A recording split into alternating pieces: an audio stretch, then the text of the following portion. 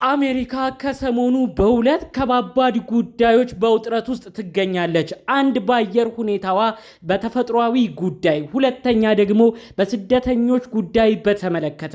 ታዲያ በአየር ሁኔታ በአየር ቅዝቃዜዋ ምክንያት ብዙዎች አደጋ ላይ ሊወድቁ ይችላሉ ተብሎ ከወዲሁ ተፈርቷል። ይህ ፍራቻ እስከ ሕይወት ማለፍም ሊያደርስ ይችላል። የአየር ሁኔታው ያስፈራል ተብሎ መግለጫዎች እየተሰጡ ይገኛሉ። የሞቱ ሰዎች እንዳሉም ዘገባዎች እየተሰሙ ይገኛሉ።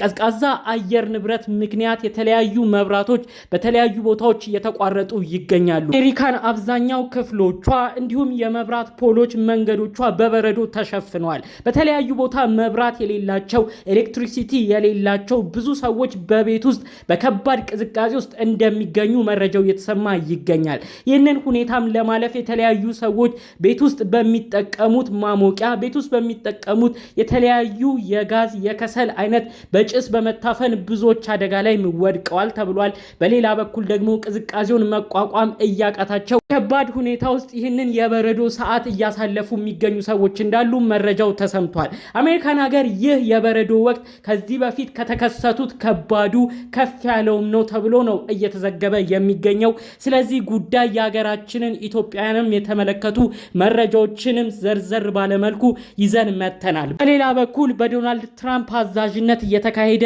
የሚገኘው ህገወጥ ስደተኞችን ከሀገራቸው አሜሪካ እያፈሱ ወደ ተለያዩ ሀገሮች መውሰድ፣ ወደ መጡበት ሀገር መመለስ እንዲሁም ደግሞ በእስርም እንዲቆዩ በማድረግ የተጀመረው ዘመቻ አሜሪካን ሚኒሶታ ግዛት ከባድ ቁጣን ከባድ ችግርን ፈጥሯል። በዚህም ጉዳይ 2 ዜጎች እንደሞቱም ጭምር መረጃው እየተሰማ ይገኛል። ይህንንም አያይዞ የአሜሪካን ሀገር የቀድሞ ፕሬዝዳንቶች ዶናልድ ትራምፕን ብዙ ነገር ሲኮንኗቸው እንደነበርና ከባባድ ቁጣዎችም ጭምር እያነሱባቸው እንደሆነ መረጃው እየተሰማ ይገኛል። ከዚህ ጋር ተያይዞ ባራክ ኦባማ የሚያስተላልፉት መልእክት እንዳለም ጭምር መልእክቱ ተሰምቷል። እሱንም ዝርዝር ጉዳይ አሰማችኋለሁ። ሰላም ጤና ይስጥልን ውድ የሀገሬ ልጆች፣ በያላችሁበት ሰላማችሁ ይብዛልኝ።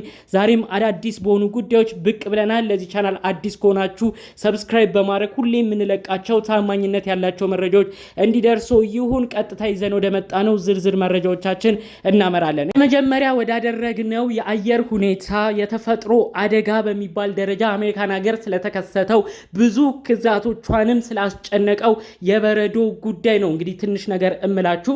ታዲያ ይህ ጉዳይ ከቅዳሜ ጀምሮ ነው ዜናው ሲሰራጭ የነበረው። መጪው ሳምንታት ለአሜሪካን ሀገር ከባድ ጊዜ ነው የሚሆነው። ይሄውም እንግዲህ ከካናዳ የተነሳው እንዲሁም ከተለያዩ ቦታዎች የሚመጣው የቀዝቃዛ አየር ሁኔታ ከባድ በረዶ ግግርን ይፈጥራል። ከዛም ባለፈ ብዙ ነገሮችን ያቃውሳል ተብሎ ለአሜሪካን ሀገር ህዝቦችን ማስጠንቀቂያው ቀደም ተብሎ ሲሰማ ነበር። ይህንንም አስመልክቶ የአሜሪካን ሀገር ነዋሪዎች በቤታቸው ለመቆየት የሚያስችላቸውን የተለያዩ አስቤዛዎች በተለያዩ ቦታዎች እየገዙም ቆይተው ነበር። ታዲያ አስቤዛዎች ሁሉ በማለቃቸው ሱፐርማርኬቶች ራሱ ባዶ ሆነው ቆይተው ነበር። ታዲያ እንግዲህ ይህ የበረዶ ሁኔታ እንደቀጠለና በከባድ ሁኔታ እንደጠነከረም ጭምር መረጃው እየተሰማ ይገኛል።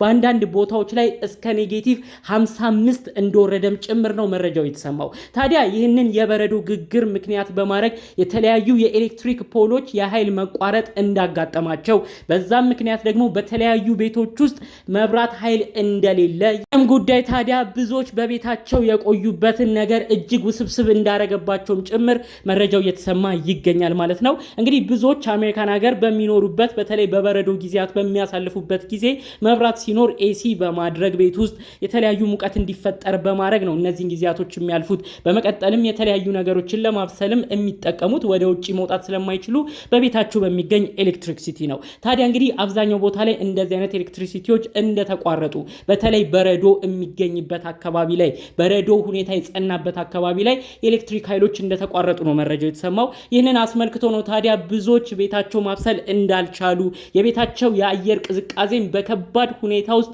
እንዲያልፉ ያረጋቸው እንደሆነ፣ ይህንን ደግሞ ለመፍታት ሲሉ ደግሞ እንግዲህ የሚጠቀሙት በቤት ውስጥ የሚያነዱት የተለያዩ ጭሶች ተመልሶ እንግዲህ የጭስ ብክለት እየፈጠረ በጭስ አማካኝነት ራሱ ብዙዎች ህይወታቸውን እያጡ እንደሆነም ጭምር መረጃው እየተሰማ የሚገኘው። ይህ እንዳይሆን ታዲያ ብዙ ኢትዮጵያኖችም ቀደም ተብሎ ማስጠንቀቂያ ሲተላለፍ ነበረ። መብራት እንኳን ቢቋረጥ፣ ኤሌክትሪሲቲዎች ቢቋረጥ ቤታችሁ የምትጠቀሙበትን እንደማገዶ አይነት ነገሮች ሌሎች ነገሮችንም በጥንቃቄ ተጠንቀቁ፣ ተጠንቀቁ፣ አለበለዚያ በረዶን እናድናለን ስንል ከበረዶ እንቋቋማለን ስንል በዚህ በኩል በጭስ ታፍኖ መሞትም አለ። ስለዚህ ጥንቃቄ ይደረግበት፣ ይህ ነገር ይሰመርበት በማለት እንግዲህ ያው ይህንን የበረዶ ጊዜ ብዙ ሰው ቤቱን ዘግቶ በሩን ዘግቶ ስለሚቀመጥ የአየር መታፈን ሁሉ ስለሚመጣ ይጠንቀቅ በማለት ነበር መልእክት ሲተላለፍ የነበረው። ታዲያ እንግዲህ የበረዶ ሁኔታ በማየሉ ኤሌክትሪክ ሲቲዎች በመቋረጣቸው የበረዶውን ጊዜ ባለመቋቋም ባለመቻል እንግዲህ አንዳንድ ቦታ ላይ የሞት ሪፖርቶች እንዳሉ ነው መረጃዎቹ የሚያሳየው ማለት ነው። እንግዲህ ይህንን ጊዜ ከፈጣሪ ጋር በተለይ በዚህ የበረዶ ሰዓት ቤታቸው ተቀምጠው ምንም አይነት ነገር በሌለበት ሁኔታ በከባዱ ሁኔታ እያሳለፉ ለሚገኙ ሁሉም ዜጎች እንግዲህ የእውነት ከልብ ፈጣሪ አምላክ ከነሱ ጋር እንዲሆን እመኛለሁኝ። በሌላ ዜና እንግዲህ ዛሬ ይዤላችሁ የመጣሁት አሜሪካን ሀገር ስደተኞች ላይ ያላትን አቋም በተመለከተ ነው። ጥያቄም ስላስነሳው ሰሞነኛ ጉዳይ ነው።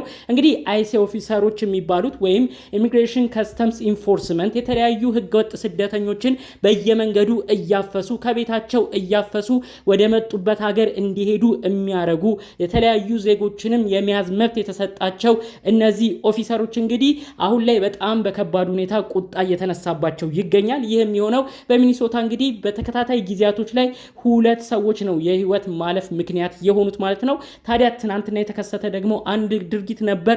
ብዙ አሜሪካኖችንም ነው ይህ ነገር ቁጣን የቀሰቀሰው። ታዲያ የ37 ዓመት አሜሪካዊ በሙያው ነርስ የሆነ ግለሰብ እንግዲህ በአይሲ ኦፊሰሮች እንደተገደለ ጭምር ነው መረጃው የተሰማው። በሽጉጥ ተተኩሶበት እንደተገደለ ነው መረጃዎቹ የሚያሳየው። ታዲያ የተለያዩ አይነት ምልከታዎች ነው እየተሰሙ የሚገኘው። እሱ ሌላ የማይገባ ድርጊት ሊያረግ ሲል አይሲ ኦፊሰሮች ላይም ሽጉጥ ሊተኩስ ሲል ነው እንደዚህ ሆነው የሚል አለ። ሌላ ደግሞ ሰው ምንም ባላረገበት ሁኔታ ነው በአይሲ ኦፊሰሮች የተገደለውም የሚል አለ። የተጣራ መረጃ ግን እስካሁን ምንም አይነት ነገር ዲቴል አልወጣም። በአጠቃላይ በሁኔታው ግን አይሲ ኦፊሰሮች ይህንን ድርጊት በመፈጸማቸው እዚህ ግለሰብ ላይ የግድያ ወንጀል በማድረጋቸው ብዙዎች ተቋሞ እያስነሱ ይገኛሉ። እንዲሁም ደግሞ የአሜሪካን ሀገር የቀድሞ ፕሬዝዳንቶች የሆኑት ሁሉ ቁጣቸውን እየቀሰቀሱ የተለያዩ መልእክታቸውን እያስተላለፉ እንዲሁም ይህ አካሄድ ትንሽ ከባድ እየሆነ መጥቷል፣ ሁሉ ነገር ቆም ተብሎ ሊታሰብበት ይገባል በማለት ጭምር መልእክታቸውን አስተላልፈዋል ማለት ነው።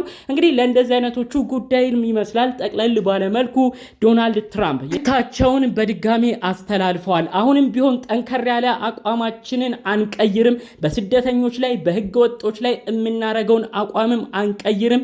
የተለያዩ ስቴቶች ለዚህ ነገር በደንብ በአንድ ዓላማ መቆም አለባቸው። አሜሪካን ሀገራችንን ሰላማዊ እንዲሁም ደግሞ ከማያስፈልጉ ህገወጥ ከሆኑ አሜሪካን ሀገር እየኖሩ ለአሜሪካን ሀገር ለሚኖሩበት ራስ ምታት ለሆኑ ጠላት ለሆኑ ሰዎች ማንም መንበርከክ የለበትም። ሁላችንም በአንድ አቋም በመሆን እነዚህን ሰዎች ጠራርገን የማስወጣቱን ዘመቻ እንቀጥልበታለን፣ ወደኋላ ማለትም አያስፈልግም ሲሉ ነው በድጋሚ እንግዲህ ዶናልድ ትራምፕ መልእክታቸውን ያስተላለፉት ማለት ነው። እንግዲህ አይሲ ኦፊሰሮችን በተመለከተ በጣም ከባዱ ዝግብ ነው አሁን በዚህ ባልኳችሁ ሁኔታ እየተነሳ ተቃውሞች እየተሰሙ የሚገኘው። የተቃውሞቹ ሁኔታውም እንግዲህ በመቶ ሺህ የሚቆጠሩ ሰዎች ነው በሰላማዊ ሰልፍ በመውጣት ጭምር ይህን ጉዳይ እየኮነኑ የሚገኙት። አይሲ ኦፊሰሮች የሚያደርጉት ምንድነው? ሰውን እስከ መግደል የሚያደርሳቸውስ ምንድነው? በማለት ጭምር ብዙዎች ጉዳዩን እንግዲህ ተቃውሞ ሰልፍ እያደረጉ ይገኛል ማለት ነው። አሁን ላይ ታዲያ እንግዲህ የአሜሪካን ሀገር የበፊት ፕሬዝዳንቶችም ጭምር ነው ሀሳብ አስተያየት እየሰጡ የሚገኘው። አካሄዳችን ምን ላይ ያተኮረ ነው በማለት ጭምር አሁን የሚመራውን የዶናልድ ትራምፕ አስተዳደርንም በመኮነን ጭምር ሀሳብ መልእክት እያሰሙ የሚገኘው ማለት ነው። እንግዲህ የአይሲ ኦፊሰሮች ጉዳይ አሁንም ብዙ ኢትዮጵያን የሀገራችን ልጆችም ያስጨነቀበት ነገር እንዳለም ከዚህ በፊት የነገርኳችሁ ነገሮች አሉ። ጉዳይ ጋርም አያይዤ ነው እንግዲህ ወረቀታችሁን እየጨረሳችሁ ላላችሁ፣ ወረቀታችሁን እያስተካከላችሁ ላላችሁ፣ በብዙ ጭንቀት ውስጥ የምትገኙ ውድ የሀገሬ ልጆች እንዲሁም ደግሞ በተፈጥሯዊ ሁኔታው በአየር ንብረቱም ለተጨነቃችሁ በሙሉ ፈጣሪ አምላክ ከእናንተ ጋር እንዲሆን የእውነት ከልብ እመኛለሁ። ጠቅለል ባለመልኩ እንግዲህ ይዤላችሁ የመጣሁት ከሰሞኑ ወዲያ ወዲህ ሲሉ ከቆዩት ጉዳዮች መካከል ነበር። በሌሎች ቪዲዮዎቻችን እስክንገናኝ ሰላሙን ሁሉ ተመኘውላችሁ። ሰላም።